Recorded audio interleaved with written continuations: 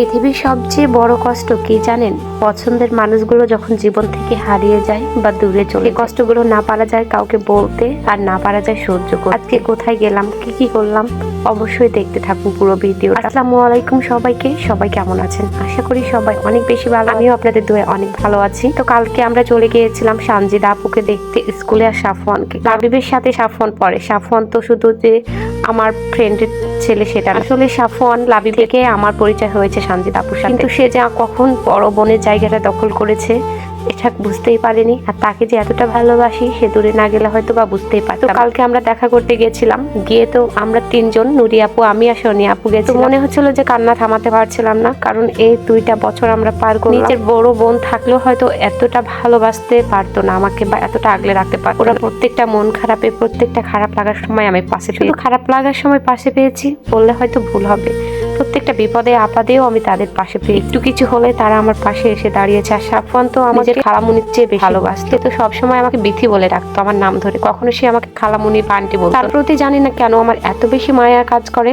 আমি লাবিবের থেকে কখনো তাকে আলাদা হিসাবে দেখতে পারি। কালকে যখন ওর সাথে আমার দেখা হয়, আমি কিভাবে নিজেকে সামলে শুধু আমিই জানি। এই প্রথম বুঝলাম ভালোবাসার মানুষগুলো আসলে ছেড়ে থাকা সত্যি খুব কষ্টদায়ক, তবু তাদের ভালোর জন্য বা তার ভালোর জন্য অনেকটা সময় সেটা মেনে নিতে। সাফওয়ান সেখানে অনেক ভালো আছে, এটা দেখেও খুব ভালো লাগছে। তবে আমি সাফওয়ানকে খুবই বেশি মিস করব। ওকে বেশিরভাগ স্কুলে আমি নিজের হাতে খাইয়ে দিতাম।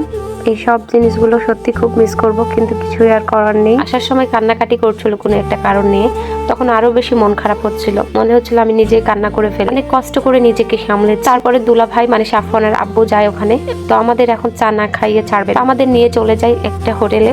তো সেখানে আমি, সোনিয়া আপু, নুরি আপু, আরেকজন আপু গেছি। সেখানে আমরা চলে যাচ্ছিলাম, মন খারাপ সবার। সোনিয়া আপু তো অনেক বেশি কান্না করেছে, আমি তো সেভাবে কান্না করতে পারি না সব সময়, যা কান্না করি বাসার মধ্যে, কাউকে আমার কান্না দেখা। যাই হোক, সেখানে গিয়ে একটা কলিজার সিঙ্গারা অর্ডার দেয়, তো আমরা কলিজার সিঙ্গারা খেতে থাকি, তার সাথে মিষ্টি আর চাও অর্ডার দিয়ে দেয়। আমরা নিষেধ করি যে এত কিছু দিতে হবে না, কিন্তু ভাইয়া কোনো কথা শোনে না, আমাদের খাইয়েই পাঠাবে। তো মিষ্টিটা ভিডিও করতে পারিনি, যাই তারপরে চা দেয়। আর আমার এই চাটা এত বেশি পছন্দ হয়, কারণ চাটা অনেক মজা ছিল, মিল্কি ছিল বলে আমার খুবই পছন্দ হয়েছিল। আমরা সবাই মিলে খাচ্ছিলাম, আর আপুকে তো আমি বারবার বলছিলাম, আপু চলো না, ও স্কুল ফেরত চলো না। আপু বলছে যে তো এটা স্কুল বাড়ির পাশে, প্রথম কথা, দ্বিতীয়ত হচ্ছে এখানে সাফওয়ান মেনে নিয়েছে, সেহেতু তার যাওয়া যায়। তারপরও বারবার মনে হচ্ছিল আপু আসো না, আসো না, এরকম বলছে। আসলে পছন্দের বা ভালো লাগার, ভালোবাসার মানুষগুলোকে ছাড়া থাকা খুব কষ্টদায়ক।